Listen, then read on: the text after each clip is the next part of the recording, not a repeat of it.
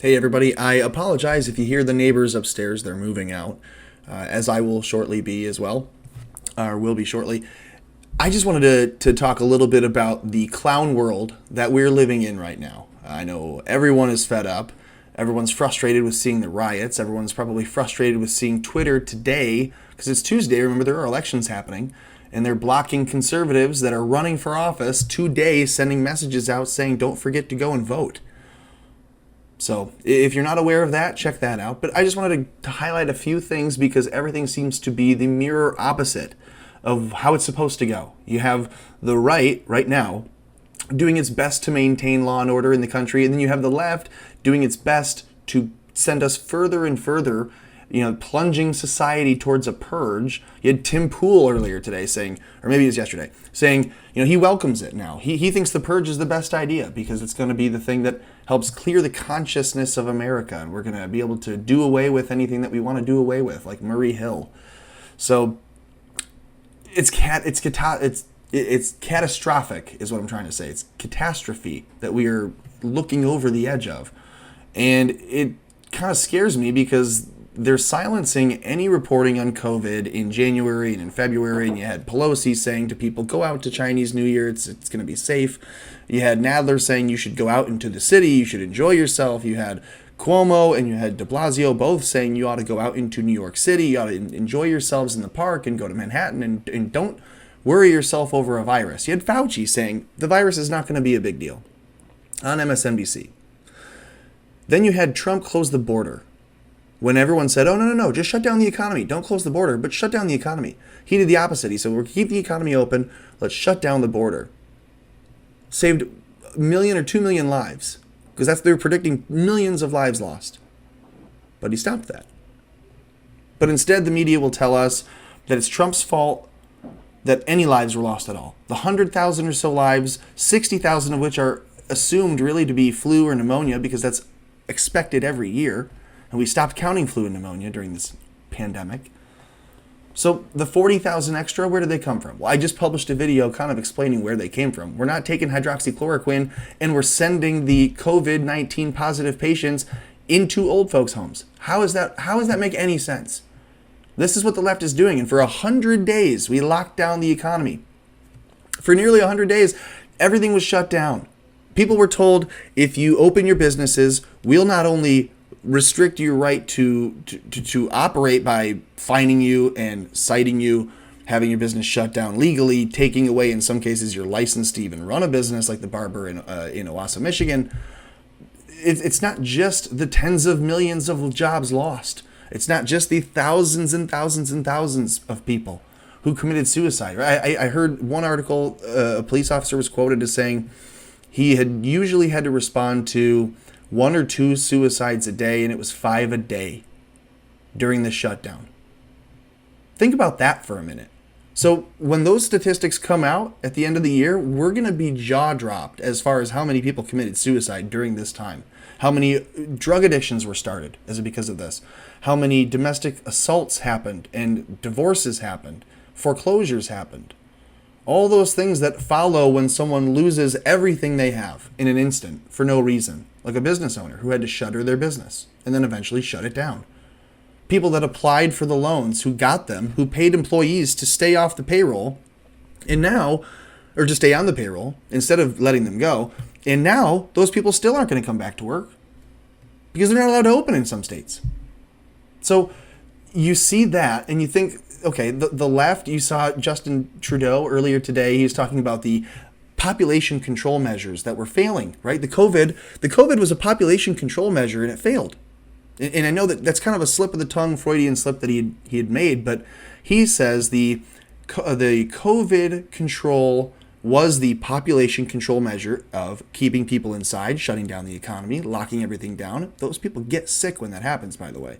There are a lot of cases now that are coming out saying, studies that are coming out saying, there are more cases of illness now than there would have been if people hadn't shut it down, because so many people's immune systems became vulnerable by staying inside and eating junk food and eating takeout and not exercising for 3 fucking months. Yeah, we all knew that was the case. We were all protesting saying, let us out. I live in Michigan. I was at Lansing 3 or 4 different times. They're instigating worldwide riots, worldwide protests where if 2 million people are in a city and a fire starts or a car is flipped, you hardly even know about it. You're just seeing the big helicopter shot of, oh, look at these 3 million people in Germany or however many. You're seeing millions of people gathering in American cities, and then you're seeing them razed. You're seeing them looted. You're seeing them ransacked and set ablaze. You're seeing on fire. Minneapolis is essentially a cinder block with a white flag waving out of it right now. And the white flag's coming from the police department. It's sick. It's sad. I mean, the Democratic governors, they condemn protests when they're for freedom against tyranny, like they were in Michigan, like where I was. But when it's against racism, when it's against injustice, when it's against anything that the left thinks is equally important, and I agree, protests are important, so don't take this as me being anti-protest. I'm definitely anti-riot, but the hypocrisy of the left is what's showing. And so if you cite people, if you violate people's First Amendment rights 3 weeks ago, but today you're saying, actually, you know what? Go out, Black Lives Matter, Antifa, don't care who you are, go out. Go out and, you know what? In fact, Whitmer was out marching the other day with them, if you didn't see that in Michigan. Shoulder to shoulder, in masks with a bunch of other people showing solidarity. Not against police brutality, but just in general for all of the claims that they were making. Now they're demanding reparations. Now they're demanding that we defund police departments across the board. The family of George Floyd just lobbied the UN. They have hired an attorney and written letters to the United Nations to have the United Nations sanction the United States and defund our United States police departments across the board? It's serious. And it's like fewer people are raising the alarm, but more every day. We still need more people talking about this. And it bothers me because we have more Americans today that could be woken up just by having a conversation, but we're afraid to talk to our friends like this. We're afraid to sit down and say, why do you think this? And have them say, well, you know, Trump's just a bad guy. All those people died. You know, police protect. Get into the numbers with them. You can't sit back anymore and let your friends or your family members or coworkers or anybody just spew nonsense. If you have a good enough relationship with them that you can do something about it, like to ask them why they believe that and to maybe show them something else that they can read or understand or learn. I mean, we're better than masses of people gathering in the streets demanding that white people kneel to black people. We're better than demanding that black people get on the ground and put their hands up and then shoot them. We're better than a lot of what we're seeing now. And if we just led with peace and love instead of what we're seeing in the streets now, which is demands coming from a place of hate and bigotry, and that's what this is, we're never going to be better off. And so I think we are better off than this. Go out, protest. It's what is essential to our freedom. I'm not saying don't protest, but don't riot. Demanding that the police be reformed, that's great.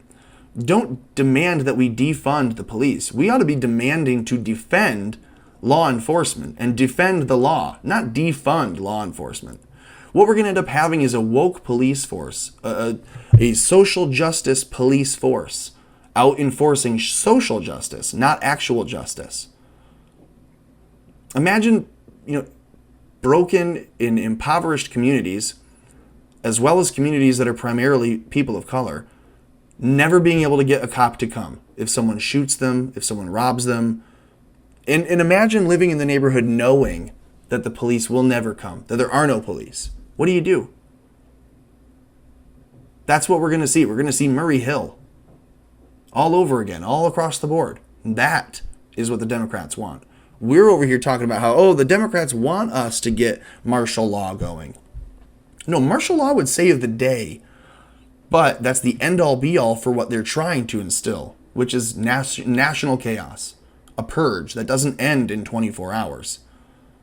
That's what they want. They want national chaos. My point in all of this is to say, I think it's safe to assume that there are some leftist, globalist, hardcore deep staters that are out there desperately wanting race wars to start. They want rioting, they want looting, they want the pillaging, they want the literal rape of the economy and of society. They want the middle class to be frightened and to shutter themselves in home. They think that all of that destroys the economy and destroys Donald Trump. They thought the COVID deaths would do it, and when it didn't, they thought rioting would be the next thing, and when it isn't, and they see it isn't, support for Donald Trump just rose over 40% in the black community, by the way. When they see that it doesn't work, they're going to do something worse, and so say a prayer, because something worse is coming. I don't know. That's it. That's what I have to say. If you like it, leave a comment, share, subscribe. Definitely subscribe to the channel. Appreciate it.